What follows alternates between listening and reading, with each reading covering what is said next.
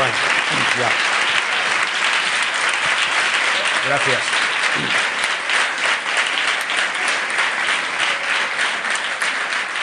Vamos a...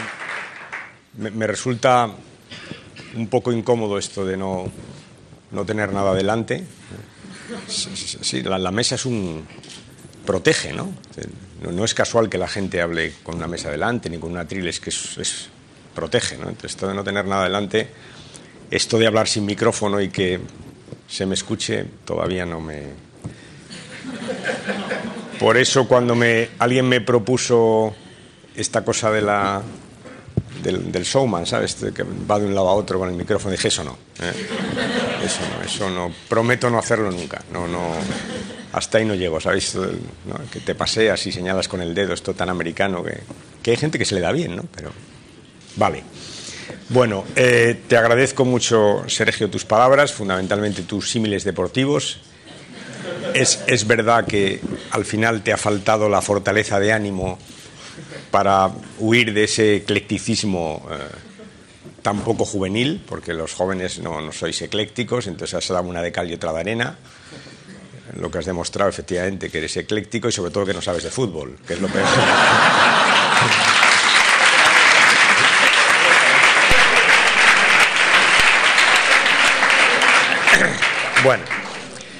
Bueno, os voy a explicar cómo veo esto, ¿no? Y si os parece lo hacemos así. Primero, me sería relativamente fácil aprovechar este acto y el clima. Veo además pocas gafas negras, lo que demuestra que, a pesar de lo que me han dicho, la noche ha sido pudorosa, No sé.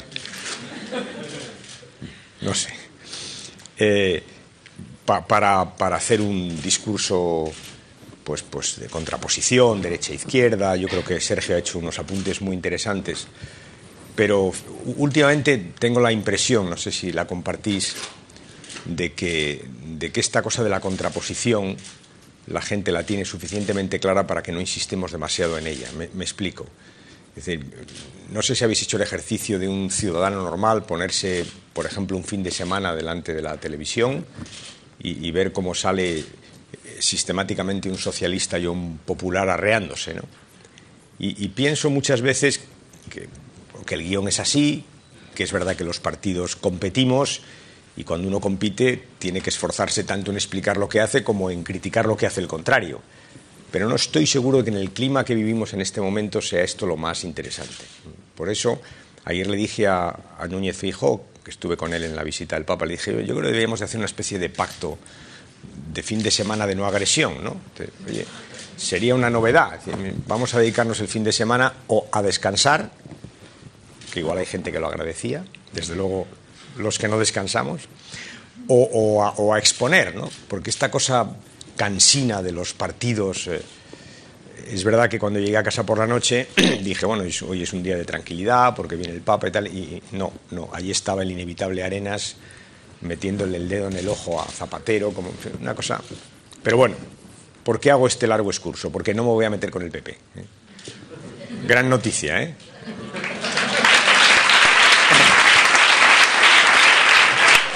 No digáis que no se da una noticia. Voy a tratar de explicar lo que estamos haciendo, que me parece que con este público es mucho más útil, sin perjuicio de que en el coloquio me obliguéis a decir alguna cosita, pero serán mínimas.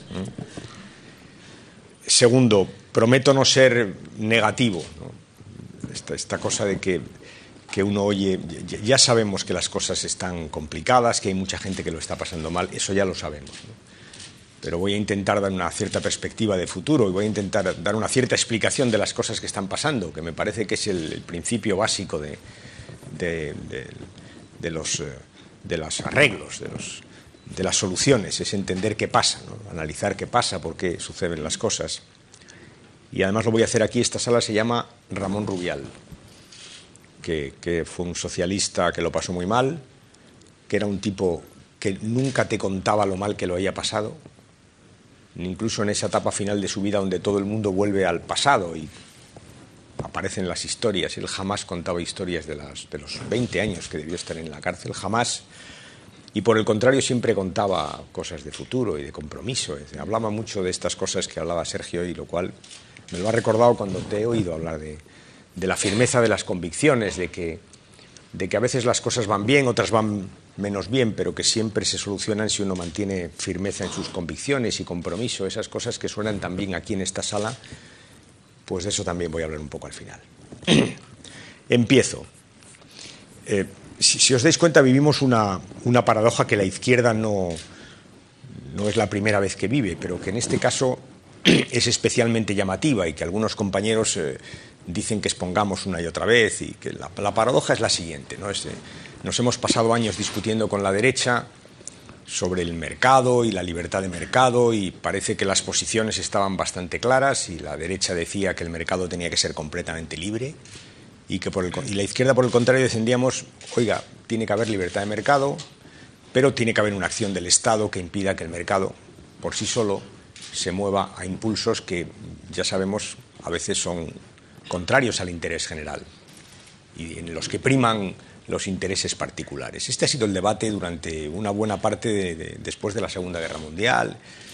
Digámoslo, la derecha decía sacar vuestras sucias manazas del mercado, que lo arregla todo mucho mejor, y la izquierda decía los mercados, a su libre desarrollo, pues al final acaban con soluciones que pueden alterar y pueden dificultar o ir contra el interés general. Bueno, parece que los propios mercados han dado una solución a esta dicotomía, porque nos encontramos ahora con una crisis que es el paradigma de lo que la izquierda dijo durante mucho tiempo. Siempre dijimos, cuidado, cuidado, cuidado, que puede haber un momento en el que alguien con un poder omnímodo, sin tener que dar respuesta a nadie de ese poder y preocupado exclusivamente de su propio beneficio, nos conduzca a todos a un problema. Y efectivamente es exactamente lo que está pasando. Está pasando exactamente eso. Y sin embargo,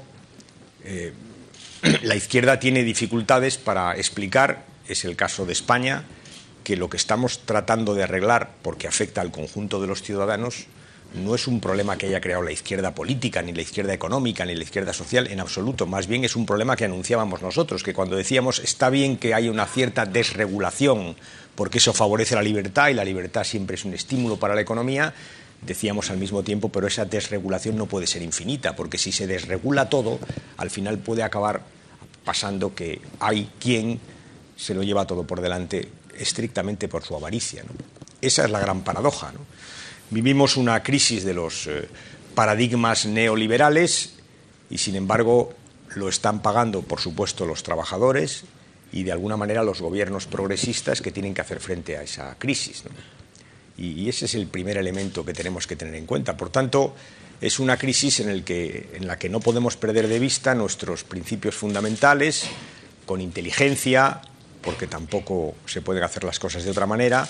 Tenemos que tratar de romper ese paradigma según el cual los beneficios siempre se privatizan y las pérdidas siempre se socializan, que ese parece el paradigma del neoliberalismo, con el cual nos encontramos una vez más en su aspecto más dramático.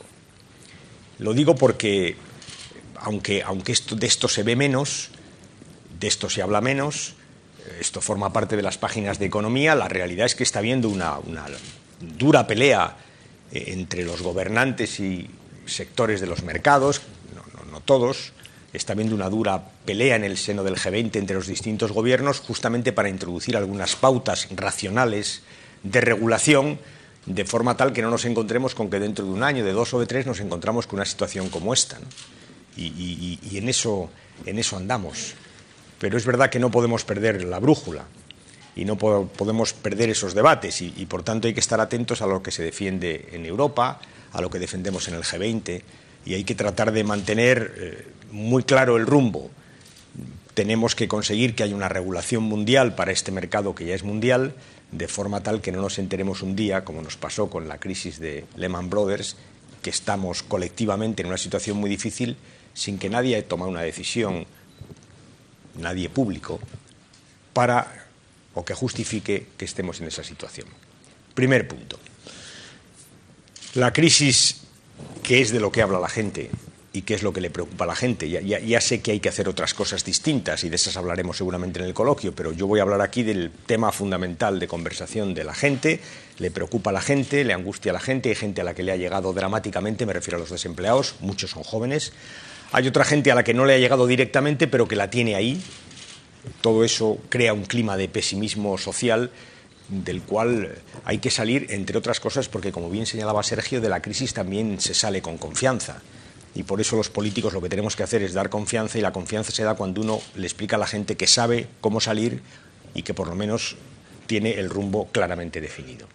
La crisis se produjo con una virulencia extrema. Si os dais cuenta, es una crisis que cambia y tiene distintos momentos que han exigido por parte de los gobiernos actuaciones que a veces son difíciles de explicar y que en todo caso a veces hay que tomar con una enorme celeridad. Pero hay dos cosas en la crisis que yo creo que sí que sabemos bien y que no podemos olvidar a la hora de diseñar una estrategia de salida de la crisis. Una, que es mundial, que es global, que es la primera crisis global, que es la primera crisis digital. Fijaros, esto marca una paradoja, y es que es verdad, los mercados se mueven digitalmente, los gobiernos lo hacemos analógicamente y los parlamentos lo hacen con tiempos geológicos. No, esto que os digo es muy importante, porque claro, es verdad que todos los esquemas de decisión de las sociedades, y además cuanto más elaboradas, pues más son lentos, son premiosos, son esquemas que permiten el debate, la meditación, y aquí te encuentras con que una mañana tienes que tomar una decisión que afecta a miles de millones de euros y tienes una mañana para tomarlo. Por tanto, en fin, este es el carácter digital. La crisis se ha desarrollado con una profundidad extraordinaria y es verdad que, os decía, hay dos consecuencias o dos cosas que no podemos olvidar. Primera, que la crisis es global y por tanto que o salimos todos o realmente va a ser muy difícil superarla. Y lo estamos viendo con el tema de la deuda griega, ahora con la deuda irlandesa. Es decir, son temas que uno nunca imaginaría que afectaran como afectan a la economía española. ¿Quién imaginaba hace 5 o 10 años que una mala gestión de la economía griega iba a poner en cuestión todas las economías de la periferia de la Unión Europea? Pues es así. La crisis es global. Eso quiere decir que la salida tiene que ser global. Por eso es tan importante estar en el G20, por eso es tan importante reforzar la Unión Europea. Nosotros siempre hemos sido europeístas, pero es que ahora lo somos por narices. Es decir, no tenemos más remedio que serlos, porque serlo es el ámbito natural. Segundo, de la crisis no vamos a salir haciendo lo mismo. Ni tan siquiera vamos a salir haciendo lo mismo de la misma manera. Me explico. En España se entiende muy bien. Nosotros hemos tenido junto a la crisis un tema singular. Todos los países han tenido su singularidad. La nuestra es la burbuja inmobiliaria, que ha estallado y que se ha llevado por delante pues más de 1 millón de puestos de trabajo. Fijaros que la burbuja inmobiliaria o el sector inmobiliario proporcionaba 10 puntos de PIB a la economía española. Es evidente que no vamos a poder seguir con ese tamaño del sector inmobiliario y, por tanto, tenemos que hacer otras cosas distintas para no perder esos puntos de PIB. Es bastante claro que hay que sustituir PIB inmobiliario por otro PIB, por decirlo gráficamente. Por tanto, no vamos a salir de la crisis haciendo las mismas cosas y seguramente las que hacemos las vamos a tener que hacer de forma distinta. Eso es la clave. Saldremos con todos o no saldremos, y saldremos haciendo cosas muy diferentes. Y estas dos cosas tan elementales marcan la estrategia del gobierno, de los gobiernos, en relación con la crisis, que ha tenido distintos momentos. No me voy a remontar hace 2 años, lo de Lehman Brothers. Sí me llama mucho la atención esto de ¿cómo lo llaman? De que nos acusaban mucho y nos acusan mucho de la improvisación, ¿no? Y siempre que me hablan de improvisación, siempre pienso en Bush la noche que se acostó con lo de Lehman Brothers, ¿no? Se acostó, ¿no? Supongo que temprano, y se levantó con un cirio monumental, ¿no? Y tuvo que ponerse a improvisar a toda velocidad, porque se le iba el sistema financiero norteamericano. Y entonces pienso, ¿qué hacía Bush cuando metía miles de millones de dólares? ¿Os acordáis? Aquellas semanas donde los americanos echaban miles de millones de dólares a la caldera para salir al paso de una crisis financiera que se les iba de las manos y que ni siquiera habían soñado, porque es que no sabían que se iba a producir. y pregunto, pues estaría improvisando, ¿no? Y os acordáis el otoño del 2008, que cada fin de semana había un gobierno que se reunía clandestinamente para decidir cuánto dinero metía en su sector financiero para que el lunes por la mañana, cuando abrieran los mercados, no tuvieran un problema espectacular. ¿Os acordáis? El alemán, el belga, el holandés, los británicos lo hicieron 2 o 3 veces y yo cada lunes pensaba, estos señores cómo improvisan durante el fin de semana, ¿no? Claro, el problema es el que os decía antes, es que tienes que reaccionar a toda velocidad a cosas que realmente, por mucho que ahora hay mucho listo que dijera que lo sabía, casi nadie lo sabía, porque si yo vengo aquí a esta sala el día antes de Lehman Brothers y os digo, esto de Lehman Brothers lo veo un poco mal, a la puerta me esperan unos señores de blanco, me ponen una chica y me llevan al psiquiátrico, ¿no? Te se ha vuelto pirado, ¿no? Primera fase, la fase financiera, la improvisación. Nosotros tuvimos que hacer poca cosa, porque nuestra banca estaba bien, porque habíamos tenido muchos controles, ¿no? Pero en fin, en todo caso tuvimos que garantizar los ahorros. Es verdad que queda en el pensamiento colectivo, en el subconsciente colectivo de la gente, que España se ha gastado mucho dinero en su banca, y no es verdad, no es cierto, no hemos gastado, hemos prestado algo a un buen interés, con lo cual lo vamos a recuperar, hemos comprado algunos avales para dar financiación, liquidez a la banca, pero lo hemos hecho con activos muy serios y por tanto no vamos a perder dinero, ¿no? Aunque es cierto que eso ha quedado. Recuerdo una tarde al señor Pons, que es un genio de la mercadotecnia, diciendo muy seriamente y tal, Zapatero, el gobierno de los banqueros y tal. El mundo al revés, ¿no? Pero es verdad que eso está ahí, por eso os lo digo y lo repito una y otra vez, nosotros no hemos gastado mucho dinero en nuestro sistema financiero, no lo hemos gastado. El resto de los países lo han tenido que hacer. Y claro, es verdad que con esto de los bancos tienes una sensación complicada, pero no olvidemos 2 cosas fundamentales. En los bancos la gente tiene sus ahorros y es muy importante que los estados les digamos a los ciudadanos, no hay peligro, podéis fiaros de los bancos porque si hay algún problema el Estado va a ayudar. Es muy importante. Y segundo, los bancos prestan y el préstamo es el origen de la economía. Las empresas se mueven porque tienen préstamos para invertir, invierten, eso genera empleo, genera riqueza. Por tanto, el sistema financiero, nos guste más o nos guste menos, es el corazón mismo del sistema económico y por tanto hay que tener cuidado porque el corazón cuando te falla, todos sabemos que te puede llevar por delante, ¿no? Después de eso, ¿os acordáis? La economía entró en picado y todos los países de Europa nos pusimos a meter dinero. En aquel momento hubo un ataque de keynesianismo generalizado, todo el mundo creía que había que meter dinero y lo metimos. Nosotros hicimos el plan E, que dio resultado, impidió que las empresas quebraran. Fue la segunda fase de la crisis, ¿no? Primero el sistema financiero colapsa, a continuación la economía se para, los estados metemos dinero. ¿Para qué? Para impedir que se pare, como no había inversión privada porque los bancos no prestaban dinero, pues nos gastamos el dinero de todos para que la economía no colapsara, ¿no? Entonces, ese fue el plan E, es tan sencillo como eso. Y es verdad que todos nos gastamos mucho dinero y aumentamos muchísimo nuestro déficit, ¿no? Y la tercera fase de la crisis fue la deuda griega.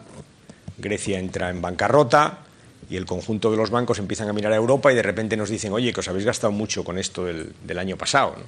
Os habéis gastado mucho dinero para sujetar la economía.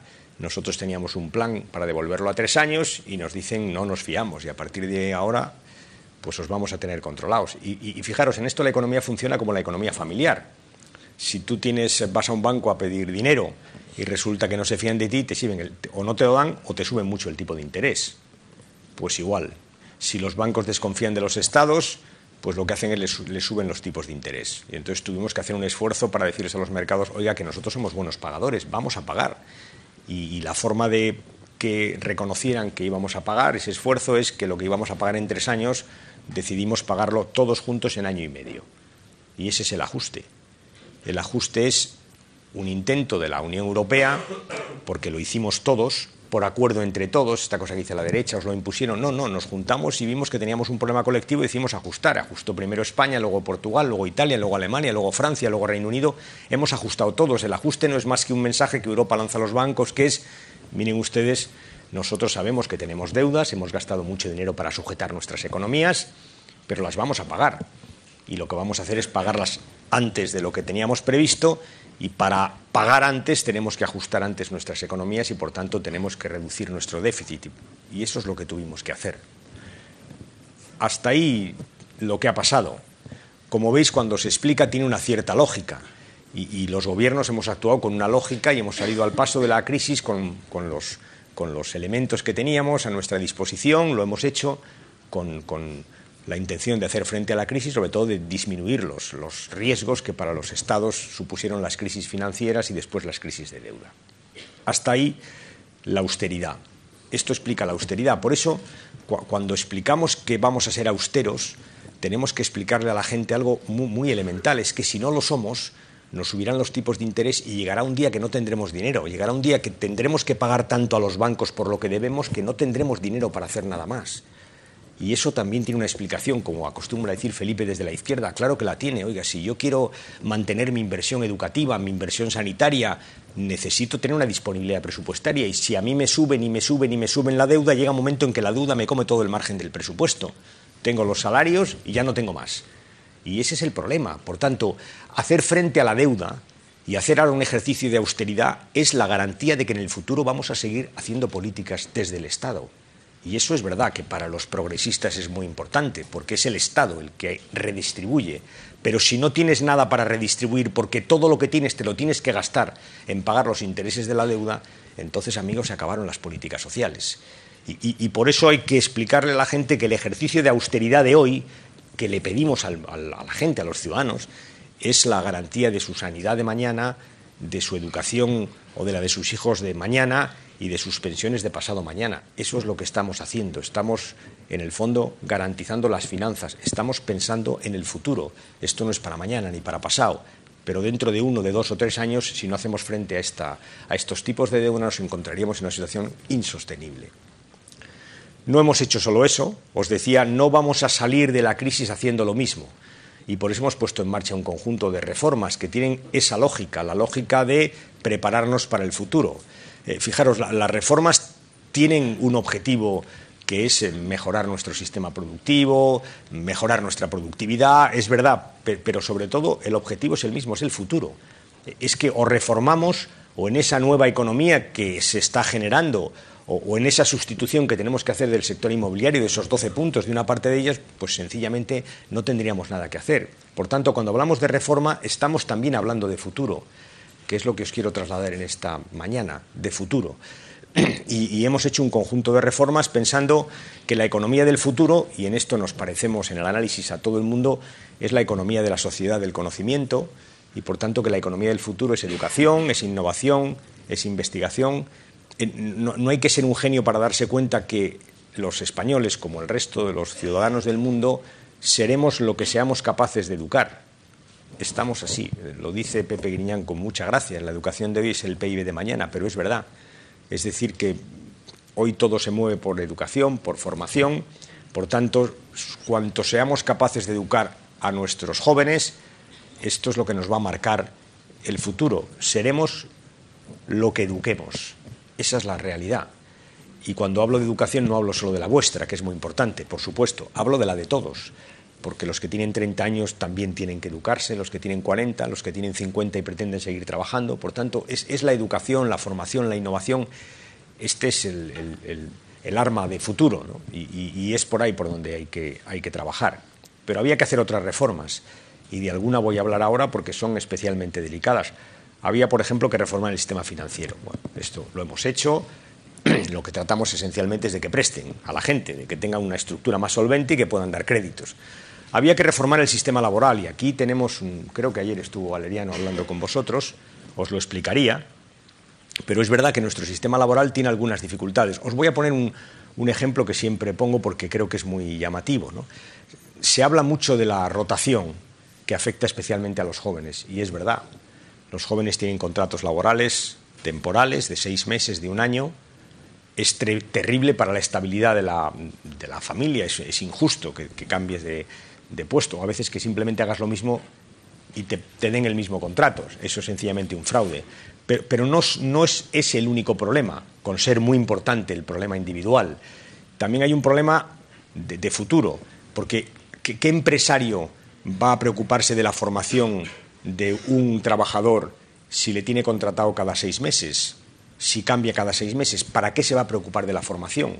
Por tanto, si hablamos de una economía en donde la formación juega, romper con esta rotación excesiva, con esta dualidad del mercado laboral, es fundamental. Os pongo este ejemplo para que veáis que en la reforma laboral hay un intento también de establecer un sistema de relaciones laborales pensando en el futuro, y el futuro es el futuro de la formación. Pensando en resolver algunos temas que son paradójicos y que explicamos una y otra vez, aunque cuesta mucho que llegue al personal. Fijaros, la economía alemana decreció el año pasado mucho más que la española, y sin embargo perdieron muchos menos puestos de trabajo. Y esto es una paradoja insostenible, ¿no? Y es que la economía española solo ajusta, es decir, cuando tiene problemas solo sabe despedir.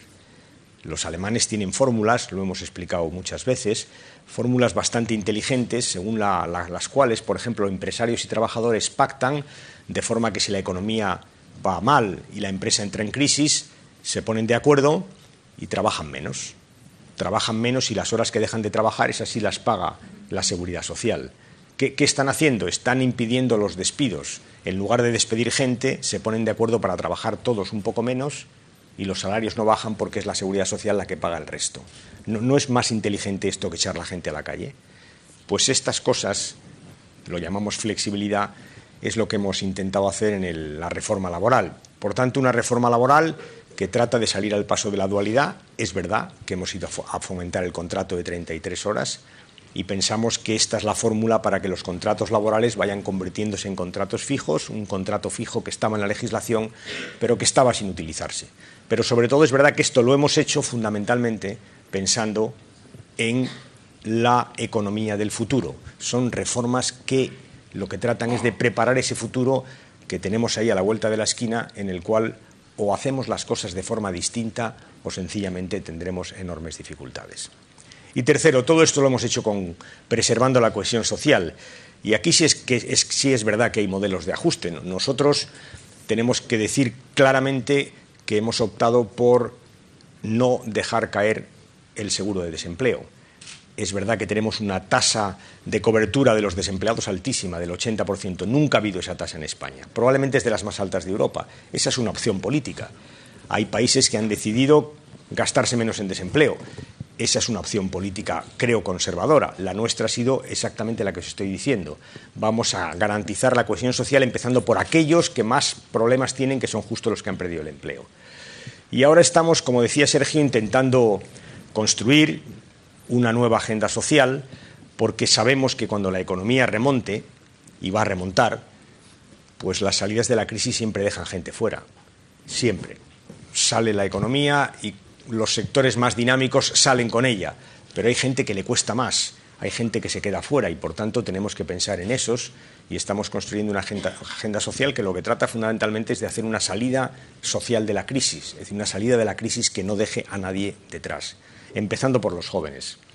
Por eso creo que es tan importante explicar una y otra vez lo de las reformas de las políticas activas de empleo, que es verdad que son ahí un arcano, que todo el mundo habla de las políticas activas de empleo, nadie sabe muy bien de qué estamos hablando. Yo os voy a decir que estamos hablando de 8.000 millones de euros. O sea, estamos hablando de más dinero del que se gasta el Ministerio del Interior cada año. O sea, estamos hablando de un dinero que se invierte justamente para eso, para garantizar que quienes están fuera del mercado laboral puedan entrar en él y que, por lo que sabemos, rinde relativamente poco. Por tanto, las reformas de esas políticas activas de empleo, dicho de otra forma, el gastarnos bien esos 8.000 millones de euros, eso es fundamental para conseguir una salida social de la crisis. Y es ahí donde los jóvenes tenéis mucho que decir, porque una buena parte de esas políticas activas se dedican a formación profesional, se dedican a buscar perfiles adecuados para los jóvenes que no tienen empleo, en definitiva, se dedican a trabajar en el sector que más dificultades tiene para encontrar trabajo, que son justamente los jóvenes. Esto es lo que estamos haciendo. Y si os lo quiero contar, aunque sea mucho más aburrido que decir unos cuantos chascarrillos que también me hubieran salido, es porque creo de verdad que las cosas son así, que la gente las percibe como difíciles y que nosotros tenemos la obligación de decirle a los ciudadanos que estamos construyendo cosas, que estamos haciendo cosas dentro de un esquema de salida de la crisis en la que confiamos. Y acabo ya esta intervención y vamos al debate, que es mucho más divertido. Confianza. Esta es la palabra mágica. Y yo creo que la confianza tiene lógica en un país como España. Vosotros no recordáis lo que pasó hace 20 años, muchos no habíais nacido, pero es verdad que hemos pasado por épocas de crisis, si no tan duras, sí difíciles, ¿no? Por ejemplo, en nuestra transición democrática coincidió con una crisis formidable de la economía que superamos. Cuando gobernábamos en los 80 tuvimos una reconversión industrial durísima que superamos. Cuando ingresamos en Europa tuvimos que hacer una reconversión muy fuerte que superamos. En los años 90 tuvimos que entrar en el euro y lo superamos. España tiene una historia de superación de crisis que nos permite ser o estar confiados. Y el gobierno también. Y los socialistas también. Y aquí os quiero decir que es verdad que se dice que Rajoy no ayuda. No ayuda. Vale. Ya sabemos que con eso no contamos. ¿Sería mejor que ayudara? Sería mejor. ¿Sería mejor que Rajoy hiciera lo que hace la oposición portuguesa, por ejemplo, que es pactar los presupuestos? Sin duda sería mejor. Pero si no lo hacen es porque no quieren. Y ya lo hemos intentado y ya sabemos que no quieren. Y además tiene una lógica impecable, ¿no? Tiene una lógica, que es su lógica. Es decir, ¿para qué os voy a ayudar si me va bien esperando? Ya está.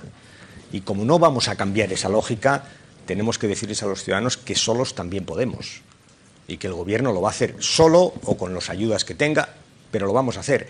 Y recordarles a los ciudadanos que no es la primera vez que sucede. Fijaros, todo el mundo habla del sistema de pensiones español. Ahora todo el mundo habla del sistema de pensiones. Que qué bueno es, qué sólido es, hay que defenderlo.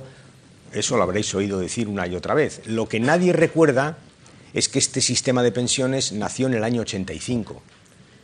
Por cierto, lo hicimos solos, porque nadie nos ayudó, tampoco los sindicatos, aunque esto sea un tema distinto. En aquel momento también tuvimos a los sindicatos en contra, incluso al sindicato hermano. Yo recuerdo algunos diputados que eran cargos sindicales que dimitieron en el año 85 de su escaño justamente porque no estaban de acuerdo con la reforma del sistema de pensiones. Pero es que la derecha no nos ayudó, no nos ayudó. Eso que ahora defiende todo el mundo con uñas y dientes nace de una decisión del gobierno socialista de entonces en solitario.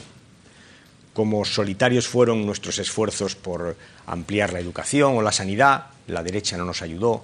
Trato de deciros y trato de decir a los ciudadanos españoles que no es la primera vez que un gobierno socialista se enfrenta a una crisis solo. Y no es la primera vez que la derecha se olvida de los intereses generales y se queda fuera a ver si, como dice el dicho, veo pasar el cadáver de mi enemigo por delante de mi casa sentado. No es la primera vez que eso sucede. Pero otras veces lo supimos hacer y esta también. Y eso es lo que os quiero acabar, con lo que quiero acabar. Cuando hablamos de confianza, os pido que transmitáis confianza a los ciudadanos de que vamos a salir de esta situación y de que estamos poniendo los medios para salir.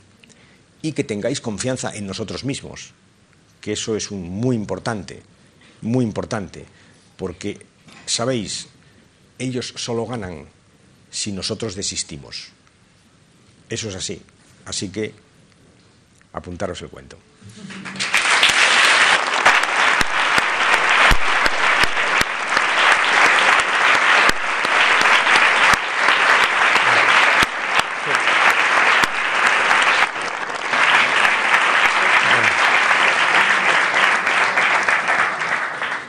Pues vamos directamente a las preguntas. Si te parece, Alfredo, te hacen una pregunta, respondes directamente. Y alguien que levante la mano, que rompan el hielo.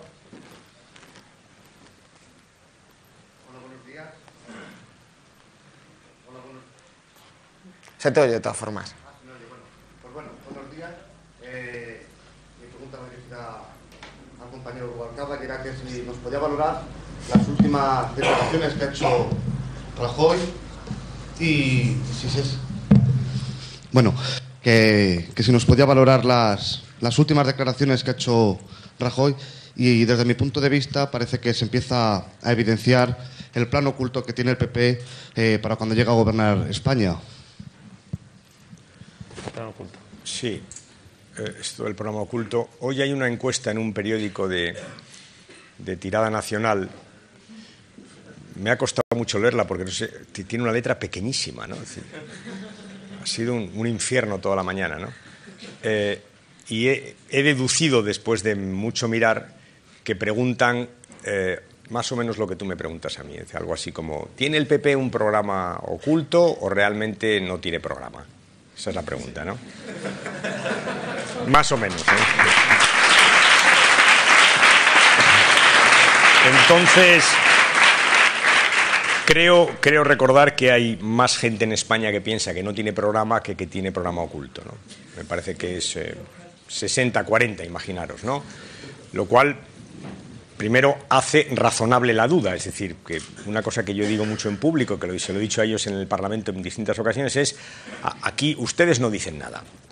En eso se parecen a Cameron. Os quiero recordar que Cameron, antes de llegar al gobierno, digamos, tenía muy bien las encuestas y de repente hizo un día una convención y se le ocurrió decir 2 o 3 cosas de estas que luego, por cierto, va a hacer, ¿no? Inmediatamente cayó en las encuestas como a plomo, ¿no? Y entonces recuerdo que por aquel entonces alguien le oyó decir a Rajoy: ya les he dicho a los míos, olvidaros de lo de Cameron, aquí, claro, ese es el riesgo, ¿no? El riesgo de decir algo es que si dices algo, pues como hay cosas que hay que hacer que son duras, pues te ganas enemigos, ¿no? Y la gente dice: ahí va, mira, ¿por qué vas a tener que hacer algo? No digas nada, ¿no? Entonces, por eso os decía, es así, ¿no? Pero yo creo que en la estrategia del PP de no apoyar, en esta estrategia que hace en el Parlamento, y es que por la mañana dice hay que ahorrar y por la tarde se lo gasta todo, ¿no? No sé si os dais cuenta. Ellos, cualquier proposición que entra en el Parlamento que cueste, la apoyan. Pero luego por la mañana todos, austeridad, austeridad, ustedes no son austeros, y luego votan todo, da igual lo que sea, da igual el colectivo que se acerque, aunque cueste mucho dinero, da lo mismo, lo votan. Están en esa estrategia que es la de yo no digo nada, no digo lo que voy a hacer, ¿para qué? Si me puede costar un voto, mejor me quedo quieto, no hago nada y le echo la culpa de todo lo que pasa a Zapatero, punto. Esa es la estrategia. Y desde el punto de vista del PP, no desde el punto de vista de los intereses generales, pues es una estrategia. No sé cómo calificarla, porque puedo intitular por ahí: Rubalcaba entiende que el PP es comprensible. No. Pero lo explico para que todo el mundo entienda, si es que es racional. Es decir, yo me quedo quieto, no hago nada y simplemente espero, y lo único que pasa es que, pues eso, que llegue cuanto antes. Por eso quería adelantar elecciones, a ver si resulta que esto remonta ahí, ¿no? Por eso yo creo que esa es su estrategia. Y en esa estrategia la duda es la que tú decías. ¿Tienen programa o no tienen programa? ¿Saben lo que hacer o no saben lo que hacer? En resumen, ¿saben lo que hacer y lo ocultan o, por el contrario, no saben qué hacer? Yo creo que el pueblo español, en esa encuesta que te decía, da una sabia respuesta, ¿no? Porque creo que la verdad es un poco las dos cosas. Yo creo que hay cosas que seguramente no sabrían arreglar, entre otras cosas porque algunas de ellas desbordan con mucho lo que pasa en España, en fin, creo honestamente que hay cosas que ni se han planteado, y hay otras que saben perfectamente y que no van a decir. ¿Por qué lo van a decir? Por tanto, creo que hay las dos cosas. Hay, por una parte, un programa oculto y, por otra parte, pues cosas que sencillamente probablemente en este momento no sepan hacer. Ahora, que hay cosas que saben que tienen que hacer o que van a hacer y no dicen, es evidente, pero ¿alguien imagina que un partido que ha gobernado durante 8 años España y que gobierna comunidades autónomas como la que gobierna Madrid y Valencia no tiene planteado nada en relación con la economía del país? Seguro que lo saben. ¿Por qué no lo dicen? No lo dicen porque saben que si lo dicen pierden votos, punto y final. En resumen, ¿van a ayudar? Yo creo que no. Ojo, nosotros lo vamos a intentar. Es decir, el gobierno va a seguir reclamando del PP el mayor consenso, pero ya os digo que sabemos que la respuesta va a ser seguramente no, porque ¿para qué van a ayudar si les va bien con quedarse quietos? ¿Le va bien al país? No. Por eso yo digo muchas veces que es que el problema que tiene Rajoy es ese justamente, que es que lo que a él le viene bien, a España no le viene bien. Lo que a Rajoy le viene bien, que es que todo vaya mal, a España le va fatal. Y lo que a España le va bien, que es salir de la crisis, a Rajoy le va fatal. Esa es su contradicción, esa es su gran contradicción, que lo que a España le viene bien, a Rajoy le va mal, y lo que a Rajoy le va bien, a España le va fatal. Y por eso nosotros vamos a seguir diciéndole, oiga, sume usted. Si no quiere, pues nada, explicaremos que es que no quiere. Pero la razón de que no quiera es la que os digo. La razón de que no quiere es que le es más útil estar sencillamente esperando. Esa es la realidad. ¿Tiene programa oculto? Sin duda. ¿Cómo no va a tener programa? Claro que lo tiene. Tiene, seguro. Otra cosa es que no lo diga. ¿Para qué lo va a decir? Si lo dice, le cuesta votos. Y en eso sí que sigue a Cameron. Cameron hizo una experiencia, lo dijo, sacó la patita, inmediatamente le pegaron un viaje en las encuestas, se cayó y no dijo nada. Por tanto, la respuesta es esta, tan compleja como esta. ¿Y qué es su programa oculto? Pues no hay que ser un genio para saber de qué va el programa oculto del PP. Vamos, no hay que, en fin, no hay que ser un adivino, no arriesgo mucho. Miras las comunidades autónomas. En Madrid, ¿qué está haciendo Madrid? Pues ya lo veis. ¿Cómo está la sanidad en Madrid? Echa unos zorros. ¿O no? Pues ya está. O sea, si es que no, ¿sabes? No, está todo inventado. Es el tema. O sea, para saber lo que piensa Rajoy, pues una aproximación es ver lo que están haciendo sus presidentes en las comunidades donde gobiernan. Y el ejemplo más cercano, bueno, aquí no, vosotros sois de toda España, pero en fin, en Madrid se sabe bastante cómo van las cosas, pues por ahí caminarían las propuestas de Rajoy. No sé si he sido muy largo, muy corto, pero había prometido no meterme con Rajoy y ya he destrozado la mañana. ¿Más?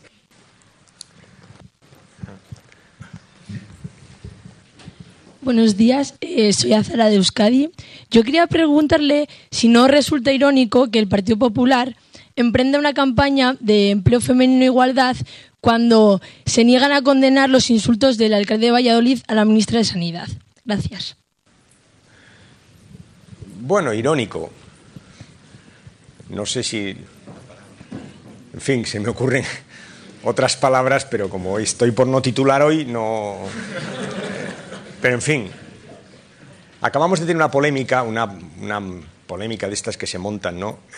Que da para análisis, que es esta cosa de los apellidos, ¿no?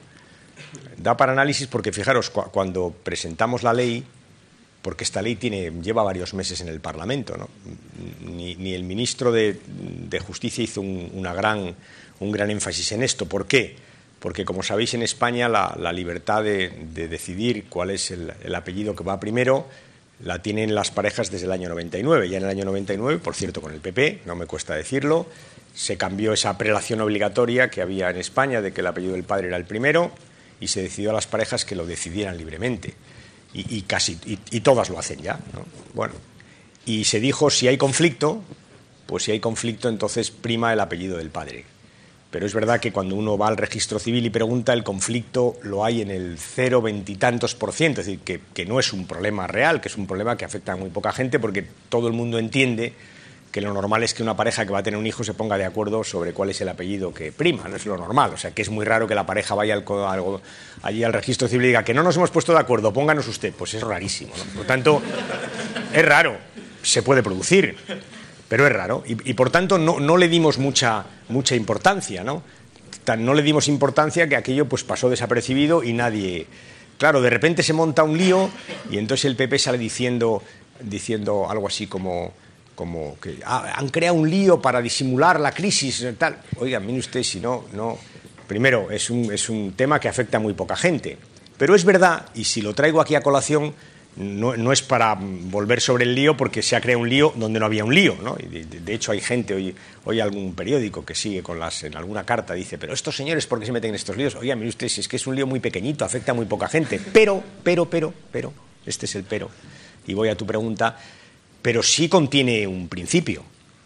Es decir, que es verdad que en esa pequeñísima franja de población o de parejas en las que hay desacuerdo a la hora de poner el apellido primero, pues en esa franja tú puedes adoptar varios criterios, ¿no?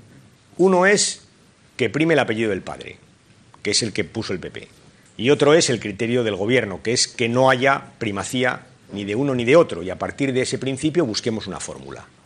Os dais cuenta, ¿no? Pero el PP puso que prime el apellido del padre. Es verdad que el otro día oí algún preclaro diputado del PP, no, porque es que la tradición... Vale, si no decimos que no sea la tradición. Lo que decimos es que siempre que hay que dar un paso a favor de la igualdad de las mujeres, siempre sacáis la tradición para no darlo. Siempre. Esa es la realidad. Y casi me gusta más contraponer esa realidad que la de los insultos del alcalde de Valladolid, que en fin, que se califican por sí solos. Me gusta más ir al fondo de la cuestión. Oiga, es que cada vez que el gobierno da un paso en favor de la igualdad de las mujeres, el PP siempre encuentra una buena razón para decir no, no es el momento, no, ya veremos, no, la tradición, siempre para no darlo. Y es el ejemplo que os digo, ¿afecta a poca gente? Afecta a poca gente. ¿Es un gran problema social? No lo es. Pero es verdad que puede haber una pareja en la cual pues haya desacuerdo. Y entonces usted puede hacer una de estas dos cosas. O que prime el apellido del padre, PP, como siempre. O por el contrario, que haya igualdad. Y en esto, una vez que has definido la igualdad, decides cuál es el mecanismo. Esa es la situación. Por tanto, mi respuesta es que no es paradójico. Es algo peor, pero no lo voy a dar, ¿no?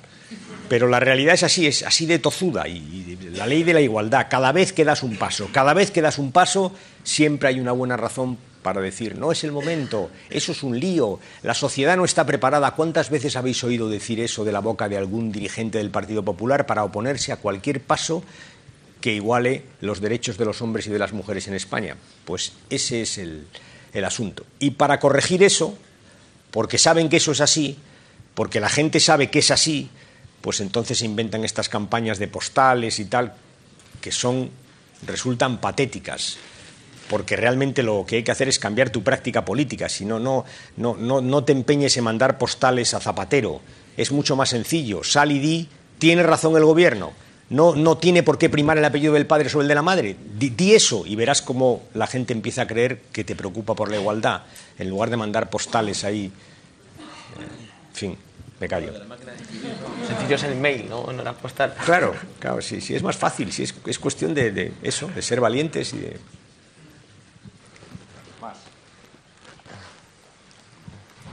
Buenos días, compañero. Ya están aquí las elecciones municipales y autonómicas. Las tenemos a la vuelta de la esquina, faltan 7 meses.